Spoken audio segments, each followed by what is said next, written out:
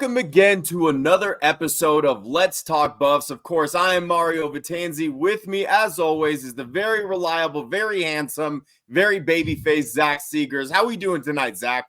I'm doing great. I think this is going to be a fun show. We finally got some CU football back. I feel like that Shedeur Sanders tweet. A weekend without CU football is pretty boring. But I'm also excited because we're talking about hoops. And man, as fun as as this CU football team has been, I think the the CU basketball teams might be even more fun. Both, I think, will end up in the top 25 when all is said and done. Oh, yeah, absolutely. And we'll definitely get to that. So if you're listening, if you want to hear some CU hoops talk, we are going to get into it. Now, obviously, I think we got 2 weeks before the season starts. So we'll just, briefly kind of discuss it. Zach and I will tell you our expectations for the upcoming season. We'll discuss a little bit about their close scrimmage against Texas. But where we're going to start, Zach, and I think this is a very pertinent issue right now. And you might not think that it has anything to do with CU, but bear with us because we will absolutely make this connection. But a hot button topic that a lot of people are discussing on Twitter, Zach, amongst Broncos fans, and you and I are divided on this, is do you tank in order to secure a better draft pick? Now, I just want to touch on this briefly, and I know like you and I can do another show where we really dig into this and throw out some personal insults at each other, because this is one of the rare things that we are on completely opposite ends of the spectrum on. But, plain and simple, I don't believe in tanking. And honestly, Zach, mostly because you're never going to see players tank. You're never going to see coaches tank. Players are playing for their jobs. There's a ton of money on the table to be made for a lot of these guys. Certain individuals living up to contracts, certain guys trying to get paid. So let's just be very clear about that before we get into semantics. No player is ever going to want to tank. No coach is ever going to want to tank. Now, I will say this. If there were a coach in the NFL who would be in the position of theoretically being able to tank, it would be Sean Payton. And you and I did a podcast a few weeks ago on altitude adjustment about why that could potentially be the case for Sean Payton. Now, Sean Payton's not going anywhere. He's making too much money over too many years, and there's no way that firing him is remotely on the horizon. So if Sean Payton wanted to tank, he could get away with it. But then the other thing, Zach, is I think his ego is too big. And outside of Sean Payton, every single other coach on that roster, they're also coaching for the job. Like a guy like Vance Joseph, if he continues to put a bad product out on the field, aside from the previous 2 weeks, there's a really good chance that VJ is never getting another defensive coordinator job ever again. So every single coaching position, minus Sean Payton's, you're in the position absolutely to not tank because you're coaching for a job. Some of these guys, some of the entry-level positions are guys who are just cutting their teeth as an NFL coach. They have way too much to lose. And again, Sean Payton is the only guy. Aside from that, and then I'll let you get in on this, I just don't buy it. And I know our approaches are different. As a fan, to me, football is entertainment. I know that we cover it and we talk about it, and we have followings on Twitter for people that for some reason want to know what we think about certain things pertaining to football. But man, I'm a competitor. I'm an athlete, or at least I used to be. And I just can't wrap my head around rooting for a loss, mostly because whether you root for or against your team, it's not going to impact how the season ends. And I also just don't understand being upset about a win. The way that I see it, it's like, root for your team because that's the whole point of being a fan. And at the end of the season, wherever you end up with a draft pick is where you end up. But openly rooting against your team, to me, that just screams lack of fandom.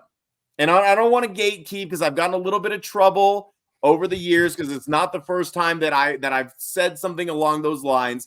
So I'm not going to say that you're not a real fan. You're entitled to root for your team or not root for your team however you want. But for me personally, regardless of the situation, Zach, I'm always going to root for a win. And then if they end up with the 7th overall pick or the 8th overall pick, then I guess we sort that out when we come to it. If we end up with the 1st or 2nd overall pick, great. Yeah, to me, it's like, would you rather be a Sacramento Kings fan or a San Antonio Spurs fan? Man, I'd be being a San Antonio Spurs fan right now looks pretty dang fun. And it's not the first time it's happened for them. They've done it before with Tim Duncan.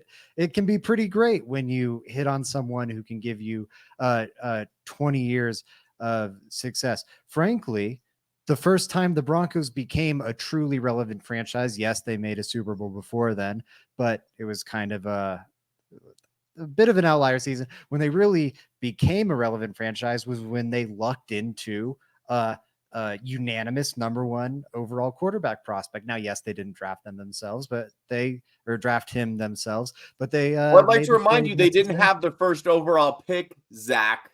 Yeah. Now, if Caleb Williams forces a trade to Denver, much like John Elway works that way too.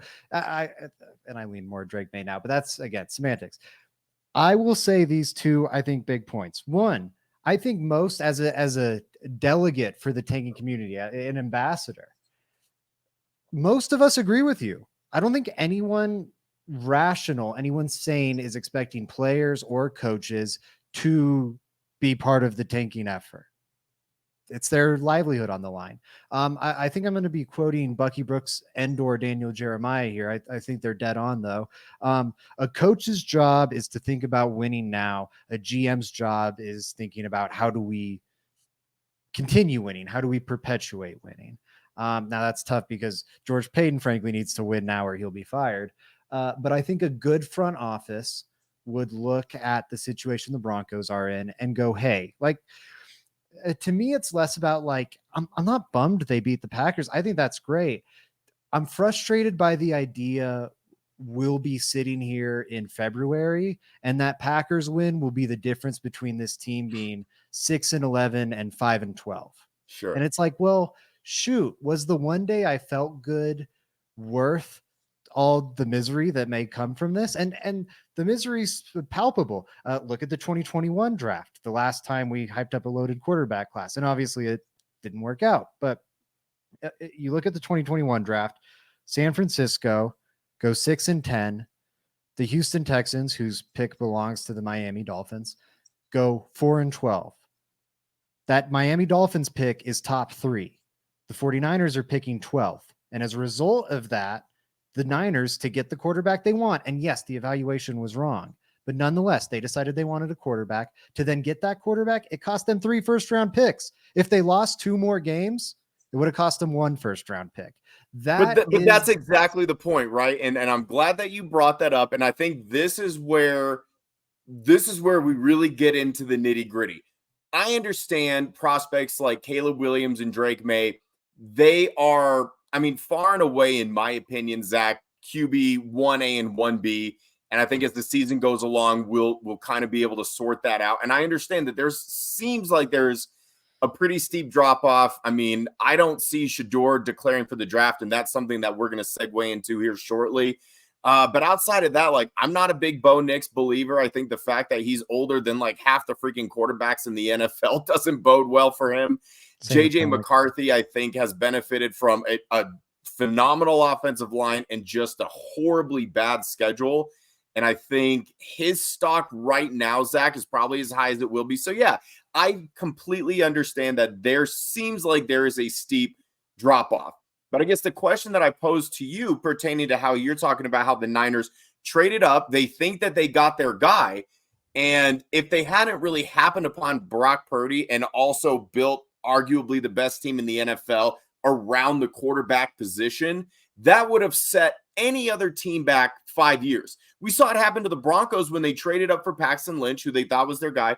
Obviously not as far, but drafting Paxton Lynch really took them out of the possibility of drafting up or trading up for a Patrick Mahomes or a Deshaun Watson the following year, because you're not going to trade up for another quarterback the year after you took a guy in the first round. It's all about evaluation. And as sure as we might think we are about a Caleb Williams and a Drake May, there's just no guarantee.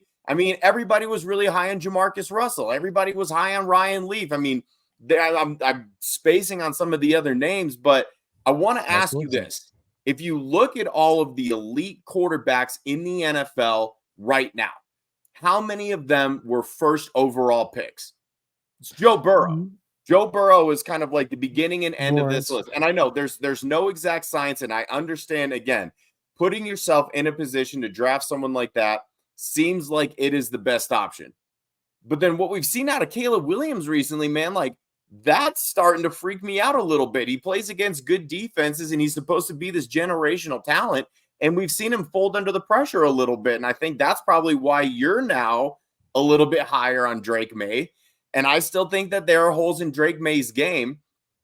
As nice as it is to have a franchise quarterback, and you absolutely have to. I mean, if we learned anything, we just watched the Monday night game and Brock Purdy looked like we all thought Brock Purdy was, right?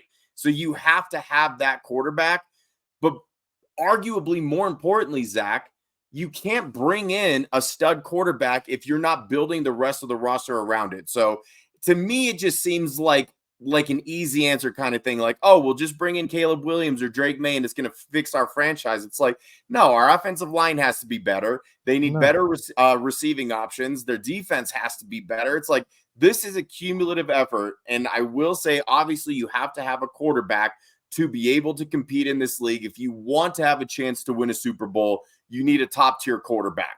And I guess my argument here is, among the top tier quarterbacks that we see in this league today, as it stands, if memory serves, I think Joe Burrow is the only guy who was like the first quarterback taken in his draft classes that has panned out exactly how you would anticipate, and that was the guy worth quote unquote tanking for. That's my only reservation is it's like, yeah, you're right. There's situations where maybe this win comes back to bite him in the ass. Or maybe it's okay that they draft a little bit later and they hit on the guy. It all comes down to evaluations, which, circling back to what you said about the 49ers, they got who they thought was their guy, and it cost them a pretty penny. But you know what? If Trey Lance works out, then the San Francisco 49ers are the best team in the NFL. But it didn't work out, and they lucked upon a 7th-round Mr. Irrelevant draft pick who has somehow been better than Trey Lance. Sorry, I know I was rambling. No, you're fine. Okay, a couple things. One, the problem with trading up for a quarterback, or actually, sorry, missing on a quarterback top 10 is not a big problem. Teams, frankly, miss all the time on top 10 draft picks. Quarterback misses get more attention because they're quarterbacks, and everything quarterbacks do get more attention. But like the Panthers have missed on J.C. Horn. He's been good on the field, but he's barely played. It's been injury. But they've missed on J.C. Horn. Like, that's not the reason they're a bad franchise. It certainly hasn't helped, but like, that's not the catastrophic, frankly, a bad example. You could miss on these guys. I mean, the 49ers, it's a bit of a Kyle Shanahan exception, but you could miss on these guys and still be good. The 49ers, before they missed on Trey Lance, missed on Solomon Thomas, total whiff. Still a fine franchise. Like, it is damaging to miss on those picks. It's not like it is zero cost, but the problem teams get into when they draft a quarterback top 10 is they stop swinging. The problem isn't missing on that quarterback. It's when you stop swinging. The Broncos would have been fine missing on Paxton Lynch if they had just taken Josh Allen 2 years later. And I don't think he would have become as good as he did in Buffalo, but it's a mix. Situation and landing spot matters. I think he's also an amazing talent that's immensely coachable and probably would have figured out how to work out in the NFL, even in Denver. Like, that's one. I think Kyler Murray, another great example. If you look at most any metric, would tell you Josh Rosen is one of the biggest quarterback whiffs of the 2010s. Totally misses. Cardinals move off it quickly, draft a new quarterback. They're fine. 2 years later, they are what, 7-0, 8-0, 9-0. And Kyler Murray's a leading MVP candidate. It can happen quickly, especially in the NFL, more than most sports, because you turn over the roster every 3-4 years naturally. If you want to embrace a rebuild, it's like every 2. You can really turn stuff over. That's something the Broncos haven't done post Super Bowl. What I want them to do, and that gets into the other point I'd knock. to me, it's not about they need a quarterback or the quarterback is a messiah. They need to embrace a rebuild. And you know what really helps embrace that rebuild? Part of that rebuild is going to be cutting Russ. Okay, what do you do at quarterback? Hey, Drake May, Caleb Williams, you're picking high. It's a pretty good answer. I think trading out of that pick, building up the war chest, getting in a lot of young talent all at once to help build a foundation, and then maybe taking the quarterback in 2025, also a good answer. For me, though, it's hey, if the quarterback's there, take him. Don't be the Atlanta Falcons. I think it can be a healthy rebuild that way. It's not about guarantees either. I guess that's the last thing you said. Yes, if you narrow your scope all the way to the number 1 overall pick, you're right. What I want more of is like, and again, this could happen in 2024 or 2025, but when it comes to the quarterback position for the Broncos, and we'll get into the Buffs here briefly, but draft a quarterback top 10. The Broncos have had one rookie top 10 quarterback in their entire franchise history. And I think they've only added 2 top 5 drafted quarterbacks, no matter the point in their career. And that's John Elway and Peyton Manning. John Elway being the rookie they added. That strategy works pretty well. I don't know. Try that. Roll the dice again on that.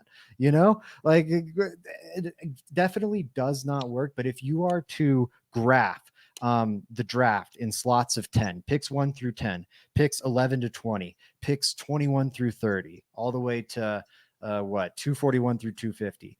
And where are quarterbacks being found? 1 through 10. And don't look at who's playing right now. Look at the last 20 years, 30 years, 40 years. You will see 1 through 10 is where you find quarterbacks. What if the Broncos only tried to do once or twice in their franchise quarterback or franchise history? Find a quarterback selected picks 1 through 10. That's all I want. Like that's the solution. That's how it's done.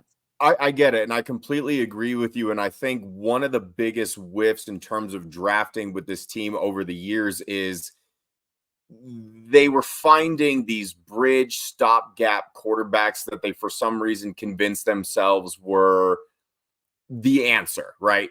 I feel like this kind of strategy and this kind of approach, this is what should have happened post Peyton Manning.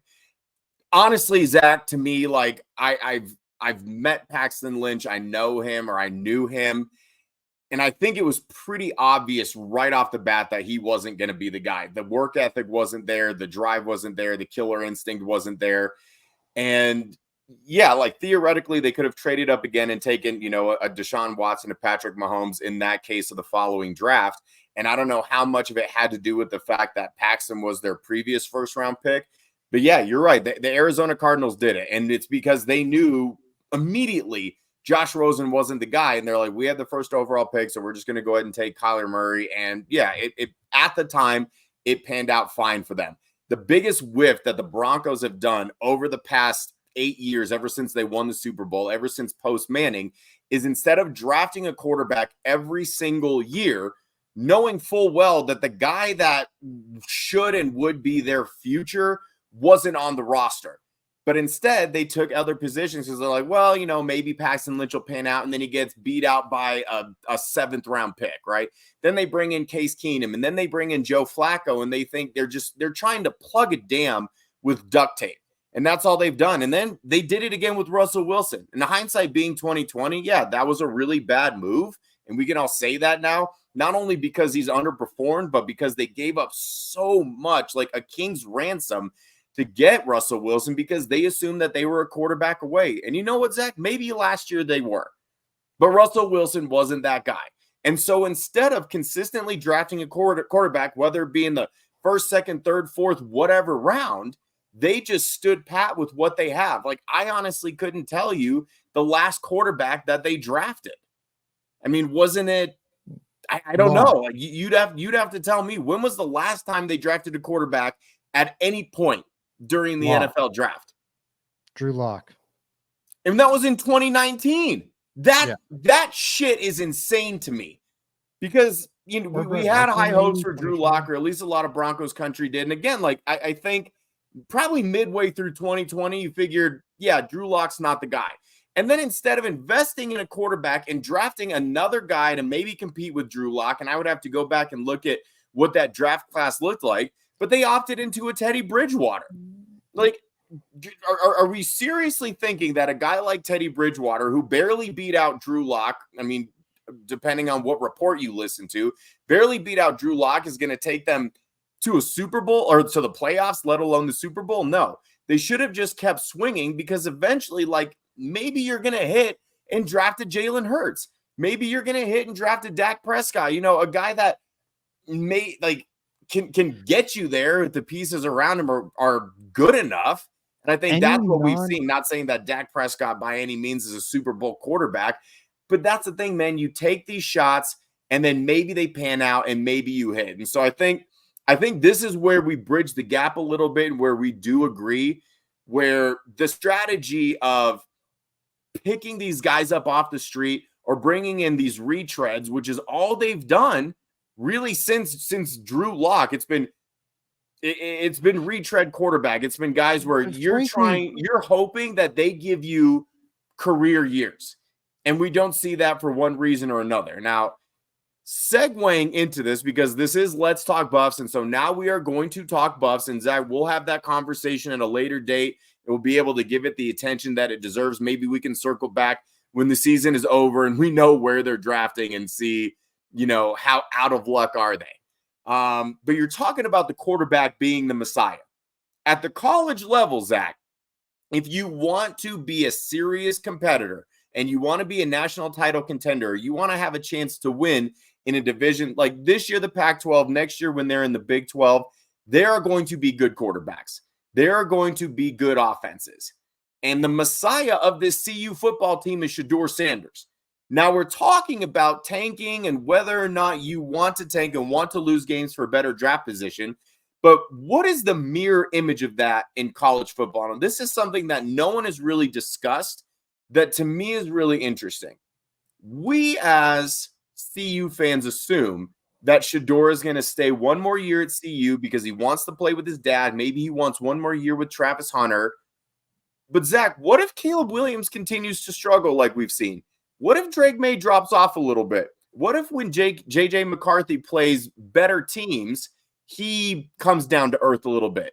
We're already starting to see the wheels fall off on Bo Nix. I think at the very best, he's a late first-round quarterback for a desperate team. But that would honestly surprise me given his age and his lack of production before he got to Oregon. So what if these things happen and Shedeur continues to get better and better and better?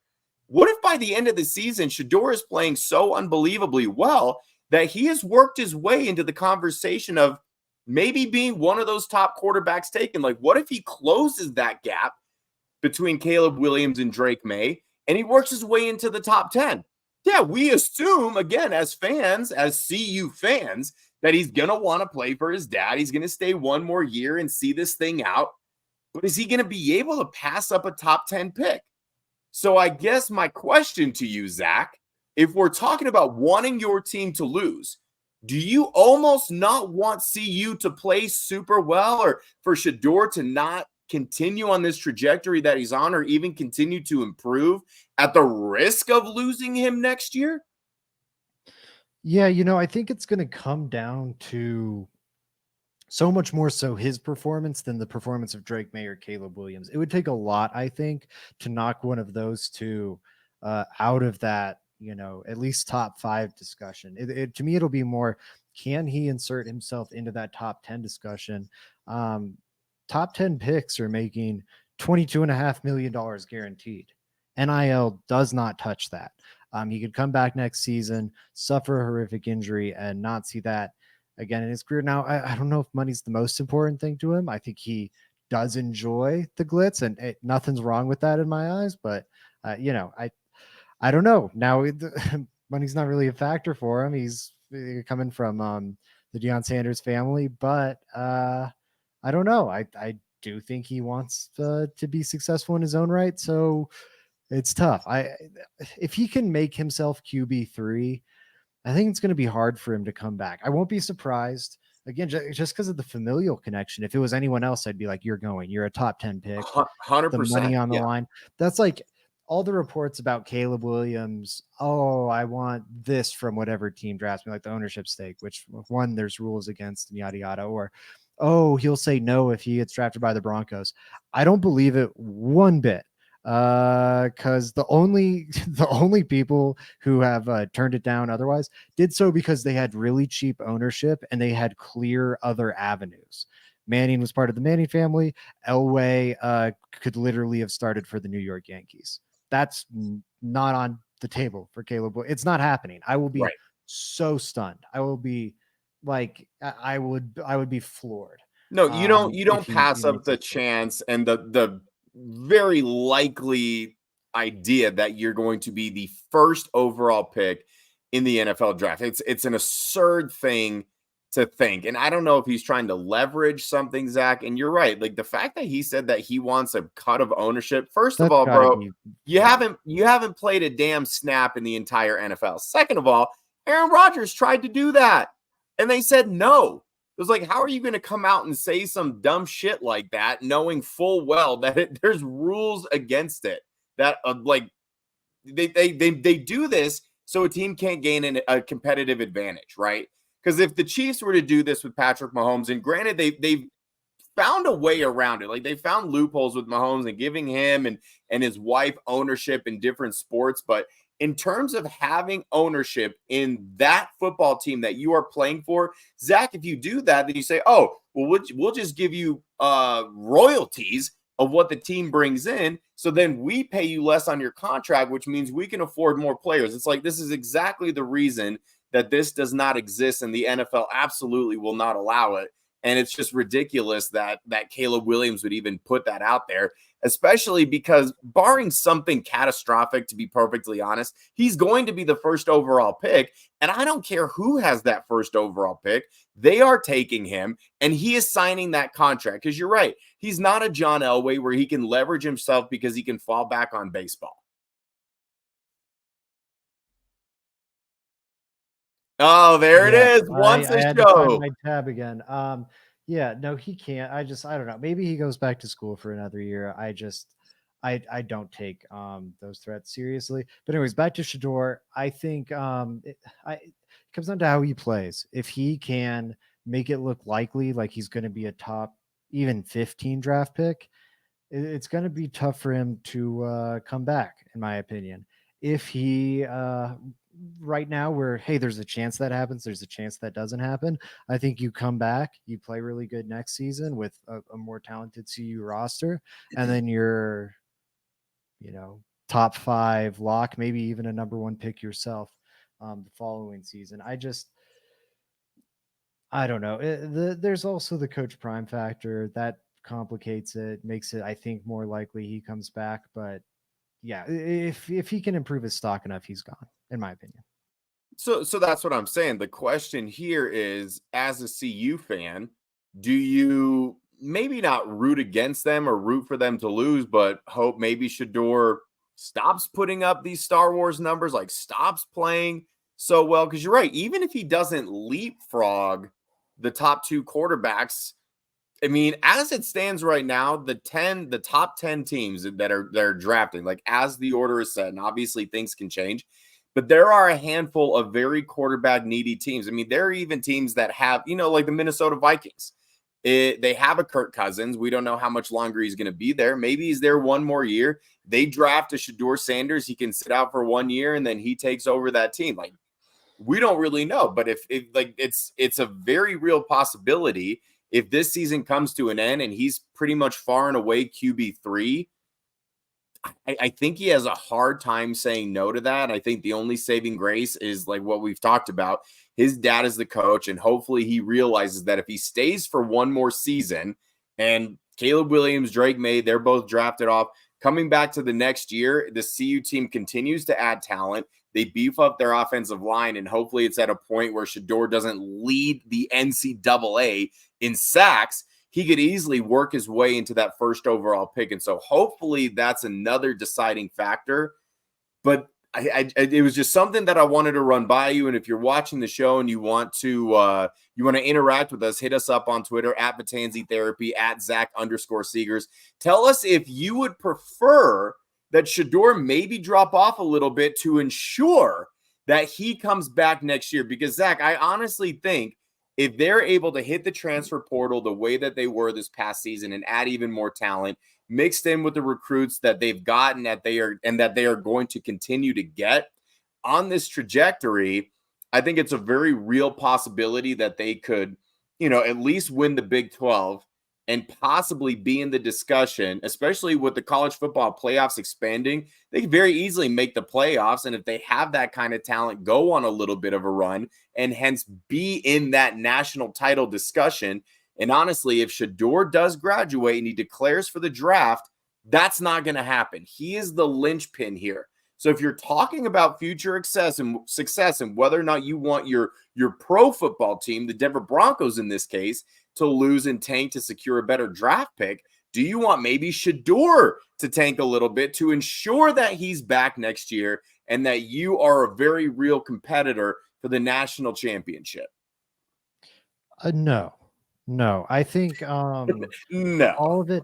No, I think all of it will trickle down and work out. I'm not a believer in the whole trickle down thing generally, but I think it works here because if Shador leaves because he's solidified himself as a top 10 talent, you'll look at an FCS guy who transferred up to Colorado as a consensus mid-round pick and quickly turned himself into uh, uh top 10 pick because of the system, and that system's only improving with more talent coming into it.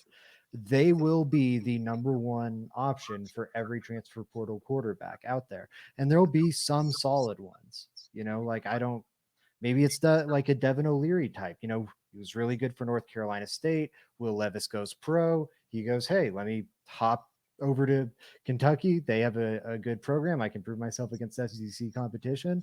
Like there will be a good group of, honestly, it could even be a Power 5 quarterback. It could be a DJ Uiagalelei type. Like you can Colin Schlee type who went to UCLA. Like whoever they want in that transfer portal. Texas is going to have an interesting situation next year where does Quinn Ewers go into the draft, or does he try to improve his stock? If he does try to improve his stock, they've not only got Arch Manning behind him, but junior, whose name I'm forgetting right now, or I think he's a sophomore, he would be a junior next year, that nearly beat Quinn Ewers out for the starting job this year, who will probably transfer somewhere. Like there's, in the new age of college football, there will be quarterbacks out there, and CU will be, and it's not like NFL where you got to pay a huge free agent contract. They can go wherever they want. CU will be the number one option. I think that would work out great too. I think you want Shedeur playing as good as possible now, because the better CU looks now, the better their recruiting class will be and transfer portal class will So be. you're saying you want them to win to be able to develop that winning culture so that these guys get an idea There's of not a what draft. winning feels Mario, like. there's not a draft. It's recruiting, and recruits like going to winners. If the NFL had a recruit system instead of a draft system, I That's would free not be talking about agency. coaching. No, free agents, you and I both know this, Mario. Free agents aren't going to whoever's winning the most, except for some cases. They are going to whoever's paying the most. Maybe they'll go somewhere with an elite quarterback, but hey, you get an elite quarterback, picking high. We can circle back on this. I've gone through these debates, Mario. I've got my cases. All right. Segues are weird, so let's just start talking CU basketball. Yeah. I'm really excited for this to start. I mean, I remember when I was at CU, they actually had a pretty solid team. They won the Pac-12. I can't remember if I was there, if it was shortly after I left. But they made a tournament run while I was there, and that was when the football team was down bad. And I mean, as long as Tad Boyle's been there, Zach, they've always put together really good teams. Like they're never in the cellar. They're always competitive. They're always fun to watch. They always seem to win games that maybe they don't have any business winning. And the way that the men's basketball team is shaping up right now, and we'll obviously get to the women's really quick as well, this might be the best team that they've had in a really, really long time, like ever since they won the Pac-12. And honestly, I think top to bottom, this roster is better. I think a lot of it is going to depend on what you get out of Cody Williams. And I think the benefit of playing basketball, something that we see way more in basketball than in football is when you have a true freshman who's one of the top recruits in the country. In this instance, Cody is, I think he was the number 4. He was a 5-star recruit, the 4th best recruit in the nation. In basketball, they're playing right away. And not only that, they can have an immense impact. Football, we don't always see that at the college level. You have to let them develop their college body, so to speak, like go to that grown man strength or just develop a little bit more. They're returning to Silva, who's an absolute stud. And as long as you got Tad Boyle at the helm, Zach, I mean, I'm honestly surprised that he has not taken a better job elsewhere. And I remember he was hired while I was at CU or right around the time that I was there. And he said that this was his dream job. And he had pretty immediate success considering the fact that he took over a program that historically was not very good at all, aside from the Chauncey Billups era. And I'm sure he's had opportunities. I'm sure there have been better basketball schools who have come calling. And the fact that Tad Boyle is still there, I mean, really gives me a lot of hope. And like I said, man, every year he seems to reload. He seems to do well. And now it appears as though he has a roster that can really seriously compete. Yeah. I mean, the foundation was set last year. I think that's why you got to be so optimistic, because it's been a couple years coming. You've got Tristan Da Silva, who you already mentioned. He's first team All Pac-12 coming back, ranked as a top 15 player in all of college hoops, returning. That's out of returning talent, to be clear. Like a top 3-4 forward returning. He is very good. His game reminds me a lot of like Melo, not like that high level. Obviously, he's not going to be a number 1 overall pick, but just like makes a million tough contested mid-range jumpers. And it's really fun to watch. It's a crazy game. It's like definitely not of this era. It feels of like 2007, but man, it's fun. And not only do you have him, you have KJ Simpson returning, making CU one of only 2 teams in the Pac-12. Arizona, the heavy Pac-12 favorite, being the other, with 2 first-team All-Pac-12 players returning. KJ Simpson really grew into his own last year as the team's best guard and had a nice pairing with Tristan Da Silva forming. Then towards the end of the season, he gets injured. I think that's kind of a blessing in disguise come this season. It ended their season last year effectively, but because he went down, Julian Hammond was forced to play a lot of minutes, forced to run point for them. And now it's going to be Julian Hammond and KJ Simpson, and Luke O'Brien probably is that. Well, I don't even know. One of those guys is coming off the bench for you. I think probably still Julian Hammond, but now he's ready to be that 6th man. And I think, he was one of their best players, if not their best player in the Pac-12 tournament last year. He could be a little bit of a Bruce Brown for this team. I think that's really exciting. Coach Boyle talked about it. The problem with this team last year was the rebuilding and really the size, the style Tad Boyle wants to play is he wants a lot of big guys. You look at the roster, there's very few people like under 6'6". He wants a lot of big, long, even his guards are like 6'4", 6'5", 6'6", huge dudes, especially for the guard position. He wants long guys that can clog passing lanes and whatnot, rebound the ball well. And he had that everywhere except the center position, where you have 7-foot Lawson Lovering, who very talented, but just could get bullied and would get bullied by anyone and everyone. This is crazy. He is 7 foot. And CU had a lot of big guards, but they didn't have a lot of size outside of that. So he was out rebounded by 3 guys on CU's roster. The average height of the 3 guys, the average height of the guys out rebounding, by the way, 2 of those 3 guys are guards out rebounding your starting center. The average height of those guys, 6'7". He's 7 foot. I think Lawson Lovering was 7'1", and he's getting he was averaging like 4 rebounds a game. It was just he started to figure out towards the end of last year. Maybe he's very good for Utah this year. I don't think he'll be missed. Eddie Lampkins, who is 6'11", so you're not losing much height, 300 pounds, fits this team's identity better. He's going to clog the paint, good defensively. And then on offense, he's going to be a good lob threat for some really talented guards, some good wings. You're also getting Javon Hadley back, which will be huge. He only played the front half of last season. He led the team in rebounds from the guard position and then suffered a hand injury. Now he's back, so you're getting all those boards back. Luke O'Brien will be in the starting lineup.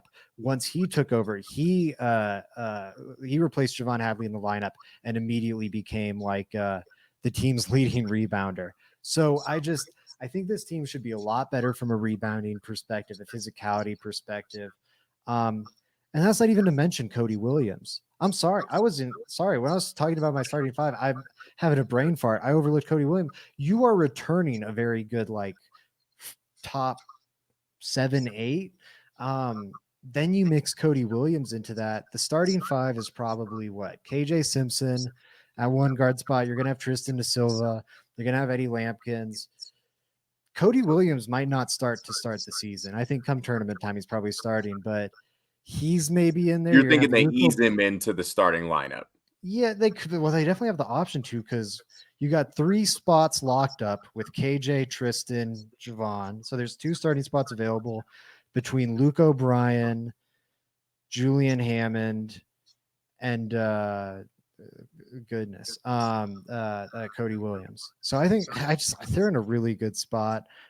They did lose some talent. The aforementioned Lawson Levering transfer, Ethan Wright, and Jalen Gabadon. I believe I have that right, that they're both gone now. Yes, are gone. I don't know how much the departures will hurt them, if I'm being honest. Quincy Allen was more of a negative than he was a positive. Lawson Levering, I think you can debate the same. Neat Clifford drove me crazy every time he touched the ball. I think making him a more, or not even a more limited, he's gone. Having him not contribute, I think that's going to be good for this team. I think it's going to be addition by subtraction.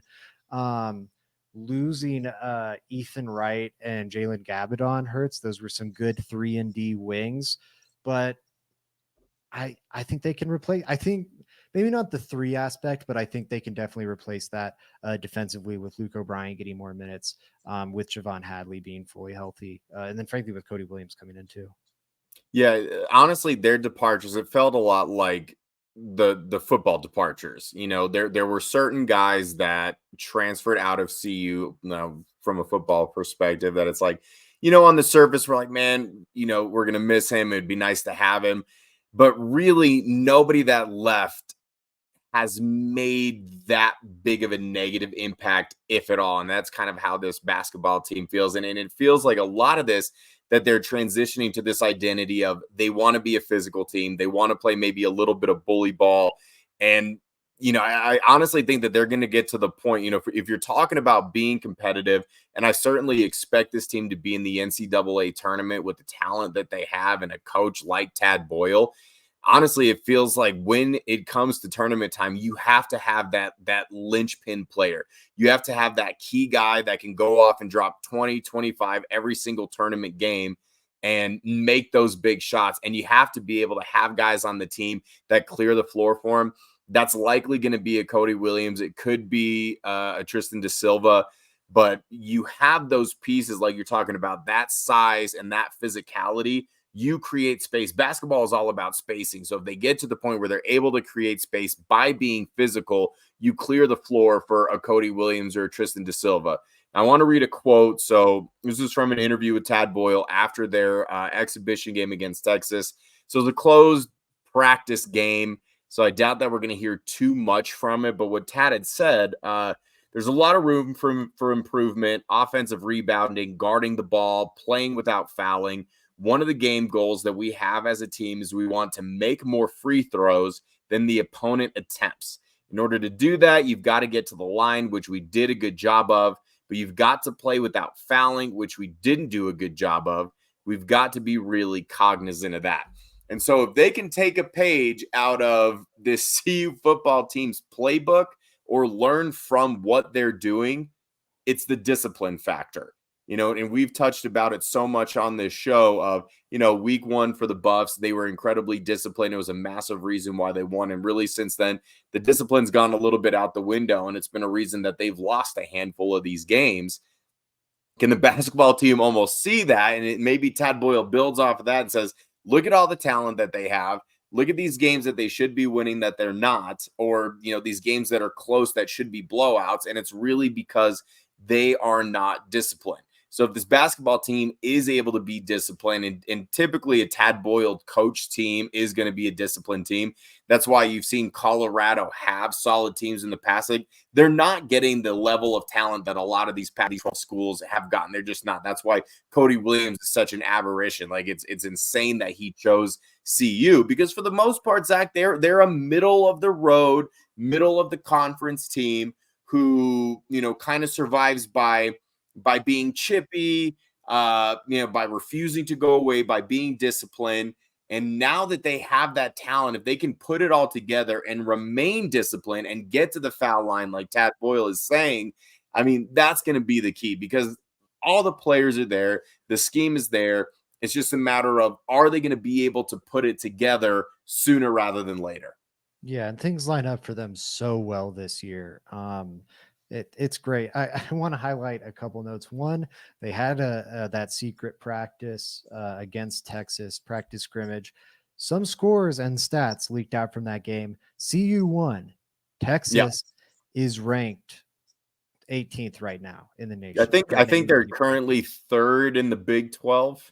Yep. So that's huge. And Colorado is ranked like 27th, obviously not in the top 25, but they're that like second. They're right on the cusp there.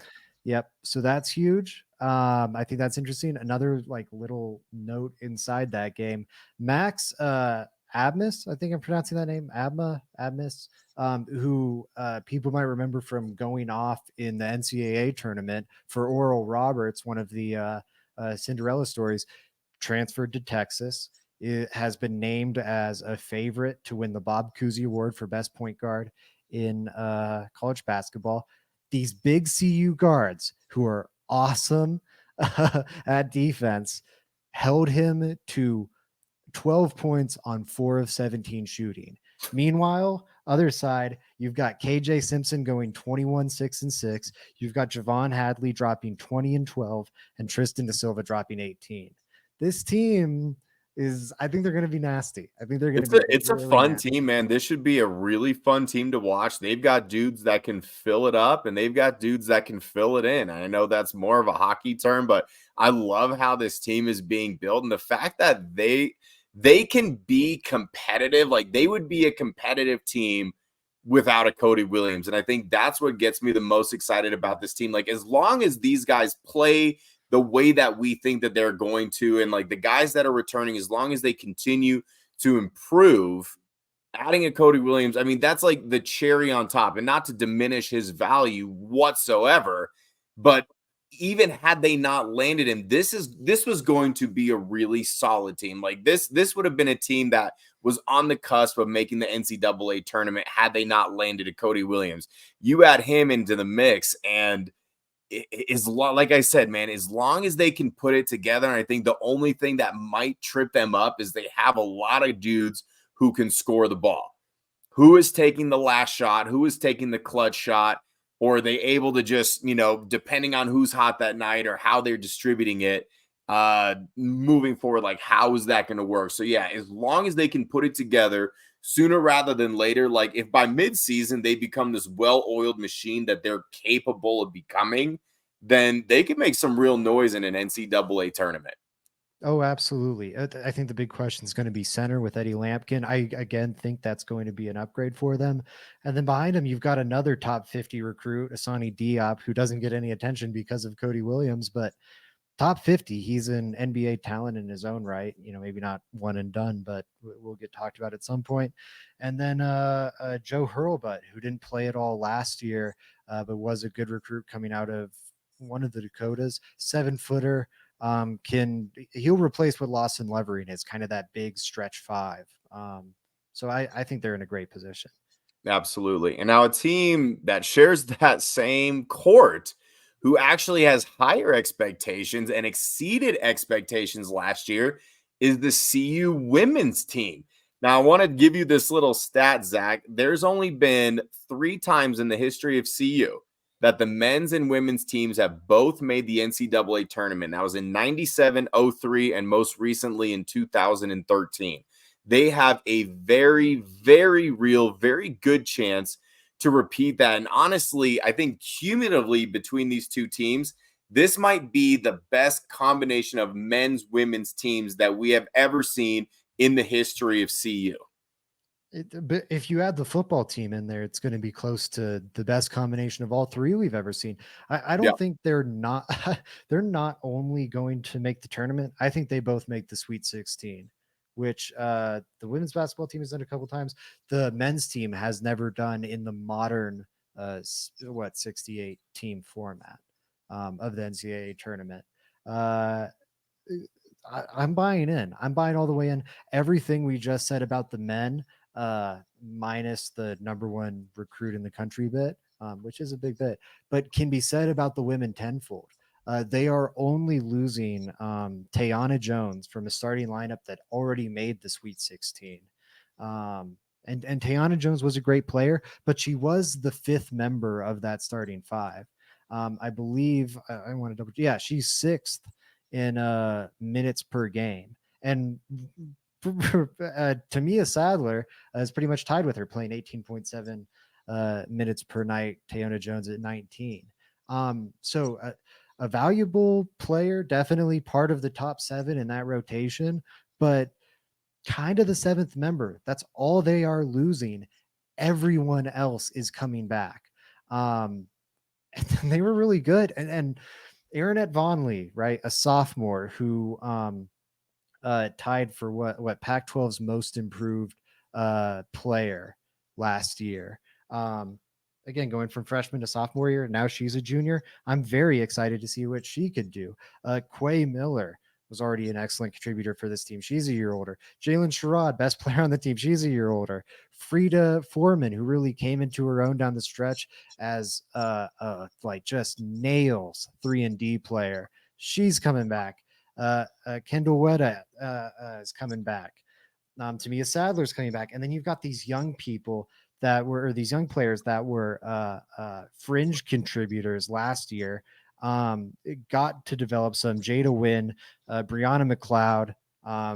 Jada Wynn, by the way, plays very similar to Tayana Jones, played very well in her limited minutes. I think you feel confident she can come in and provide you a lot of what Tayana Jones gave you, as kind of that long, rangy guard. Brianna McLeod gives you some size to back up Quay Miller. I think that's good.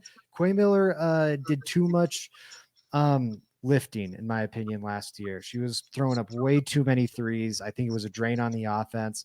It's nice that she's a center that can stretch it out to 3-point range. She should not be number 2 on the team in 3-point attempts. She should not be throwing up 3.5 a game. That is bad basketball. Getting Brianna McLeod, getting some more like legit size contributors up there is huge. And then on top of all that, so you're bringing just about everyone back. You're only really losing 19 minutes a night. I think you'll replace that single-handedly with just all these girls developing another year. You also have 2 top 75 prospects joining the fray who can pick up some minutes here or there. One at guard, one at forward. Man, I just think they have, and then J.R. Payne, by the way, awesome coach. Just listen to I was Coach just Mike. gonna say, I was hoping that you would bring up Coach Payne, man, because like I went on and on about how great Tad Boyle is, and he holds a special place in my heart because again, he was hired while I was at CU. But man, J.R. Payne has been like under the radar, a very, very good hire. I mean, in 7 years, 119 and 92. The CU women's team had a 9-year drought of the NCAA tournament. Obviously, they snapped that in 2022. And I want everybody to keep in mind, it's like CU is not a basketball school, right? The men's team, like we had talked about, they were decent, they were competitive. maybe they sneak into the tournament. Like that was always like the ultimate goal. Like just make the tournament, be competitive in your conference. And the women's team was honestly like probably a step below that. Like they weren't able to add a lot of talent. They were fine for what they were. They were entertaining, but like middle of the road to back of the road bunch. And what these two coaches have been able to do since they came in and took over these, really less than stellar, not noteworthy programs, is they have validated them and then some. Like they've really put these programs on the map. And I want all of these CU fans, CU alumni, fans of, even if you're not a basketball fan, if you don't watch women's basketball or the men's basketball team, whatever it is, I want you to understand how rare it is that we have 3 coaches currently at our school that are the caliber that they are and that have done the jobs that they have been able to do, right? It's very rare, and I think this is the reason that they are now on the map. This is why all 3 of these teams are competitive right now and are going to remain competitive for as long as these coaches are in place. Listen to Coach Prime just gush about J.R. Payne. And I think he knows good coaching for the most part. I'm really impressed with all these coaches. I'm impressed with the talent they've accumulated. I think this season's going to be great. And I'll say this, admittedly, I was not watching CU women's college basketball before I got on the CU beat. It was not on my radar. I fell in love with this team last year. I would say I'm a bigger fan of the women's basketball team than I am the men's basketball team, than I am the football team, which Hot would damn. surprise me too. But watch this team and try not to fall in love with them. They are Jalen Sherrod is awesome. Just a fun basketball player. Going to the men's team, but Tristan da Silva is just a fun basketball player. I just, and they're players that aren't getting the national attention that they maybe deserve because they're at a school like CU, not a basketball powerhouse. But honestly, Zach, I think this is a prime year, no pun intended, for them to really make names for themselves and put themselves on the map and to start gaining that national consideration. Does it help that CU is already getting that attention because of Coach Prime? Absolutely. As long as eyes are on the program, it's going to be a good thing. But now they have teams that can back up that attention. And I think bringing this sort of attention to CU that Dion has done is now going to rub off on these teams where people maybe stick around after the football season. Like, man, you know what? CU has something really special cooking here. They're not just a cross country and a ski team anymore. Yeah. You know why media keeps talking about CU? Media talking, we've talked about it on the show, media talking about CU is going to benefit the recruiting class, frankly, of all these different teams. Why is media talking about CU? Because it's printing money for them. Yeah. The basketball analysts are also going to be wise about this. And if they can talk about Prime in any way they can, they will shoehorn it into broadcasts. That'll be made easier by CU winning games, and they're going to win games. I guess what I'm trying to get at is these networks are going to be looking for an excuse to talk about CU.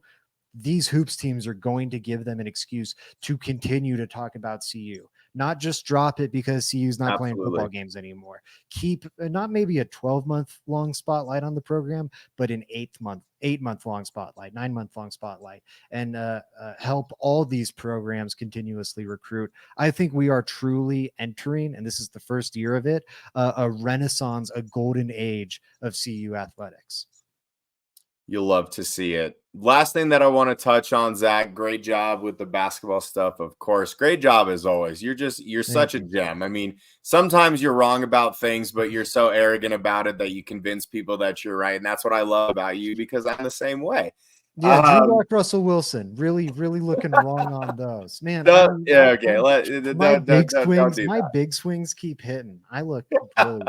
You just keep swinging for the fences, man. But one last thing that we want to touch on, and we can get it real quick, has nothing to do with the Buffs, has nothing to do with football or sports or basketball or anything like that. I'm going to pose this question to you, Zach, because I think that we differ in opinion. And, we each had individuals agree with us But they weren't the most reputable people. Okay, we'll just say that it's not something that you're necessarily hanging your hat on. I'm not going to name any names. You can go back on Twitter if you want to see. There's people that agreed with me, people that agreed with you, and I was like, I don't think either of us should feel good about any of these people agreeing with us. So we're going to pose this to everybody. You can answer in the comments. You can hit us up on Twitter again at Vitanzi Therapy, at Zach_Seegers. How many holes does the straw have, Zach? A straw. And I don't want any arbitrary questions. A straw. I'm I not just want asking an any answer, arbitrary one or two. questions. A straw has one hole, much like a donut, much like a hole in a piece of paper, much like a hole in the ground that goes to the center of the earth. A straw has one hole. Two So openings, let me ask you this. one hole. Just one question, okay? You have a straw. I was going to get one, and then I forgot. But just visualize that there's a straw right here. Okay, I'm holding it right here. Here's one end. Here's the other. Yeah. I cover one end with a straw, right? Yeah. How many holes does it have? You've covered one of the openings, and the number of holes hasn't changed. If I open it, if I remove my hand, now there's a second hole there. There's a second opening. If I'm covering one hole, there's a second opening to the same hole. There's a second opening to the same. It's not just one long ass hole. If you're able to cover something and there's still another hole, like if you're talking about a piece of paper, I'm not talking about a paper. I'm not talking about a donut. I'm talking about a straw. Okay, so then at what length, at what width to length ratio does it become multiple holes? Look at our imaginary straw. There's an opening here, and there's an opening here. Can you put how many fingers can you put in there? There's two openings. There's one hole. What's another word for an opening, Zach? It's a hole. The hole is the opening. Thank you for proving my point. Thank you all so much for watching Let's Talk Buffs. This was easily our best episode that we have. I told you, this is something I told Zach I would do. Like once he started arguing, I would just start talking loudly over him. It's the Mario way. It's a tried and true strategy. That's what everybody at ESPN does. Like, I don't think Stephen A. Smith has ever been right about anything in his life, but he's louder than everyone, and he still has a job. So you're not wrong, and paid handsomely for it. I know. Maybe we can get to that point. I think that needs to be our new focus. Like, we'll just disagree. Like, even if we agree on things, one of us will just belligerently disagree with the other with absolutely no basis for what we're saying, and the person who's like openly wrong will just yell about it until the other person concedes. And it's like, see, I'm a great debater. It's like, no, you're just loud and annoying. Yeah. Start the tried and true formula. Maybe, you know what, dude, maybe, after Buff season, when we have some lulls and we'll make a little segment instead of Let's Talk Broncos, Let's Talk Buffs. The next one will just be Let's Talk Shit. And we'll just talk shit on each other, on other people. We'll find bad takes, and we'll just come out here and let it fly. And I guarantee you that those will be the most clicked, most watched shows that we do, because sometimes people don't even want good content. They just want people yelling at each other. I'm ready for it. Next week, we're bringing Let's Talk Shit, and Joey and Bria are in. It's coming. That's fantastic. All right, then that's going to be a new segment. We're going to start doing that next week. We'll do it following the UCLA game. And, sorry we didn't preview it. It's going to be a tough game, but we are going to review it. I think, what, Zach? I don't think that we should preview games anymore. And here's why. Let me tell you why. Every preview that we've done, we've been, like, dead on. We have told people exactly what was going to happen, to the point where watching the game has almost been arbitrary. So instead of being like the Tony Romo who tells you what play is going to happen before it happens and almost ruins your viewing pleasure, Zach and I are just going to react to games from now on, because it is exhausting being right about everything that we discuss. Like, I just can't do it. I don't have the energy. I approve. I'm with you. Let's do it. Once again, make sure you follow us on Twitter at Vitanzi Therapy, at Zach_Seegers. Click that little link down here in the video if you want one of these gorgeous Let's Talk Buffs shirts. It comes in this color. I think it's like called charcoal or slate or something. They also come in black. They're incredibly soft, and like I said, they make your arms look really big and muscular. Zach refused to flex last time, but it's only because he didn't want to embarrass me. And Zach, I appreciate you for that. Of course, Always I'm humble.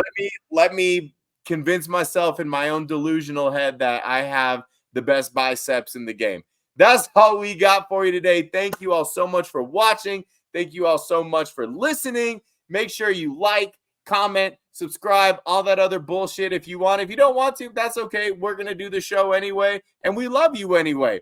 And as always, Sco Buffs. Sco Buff.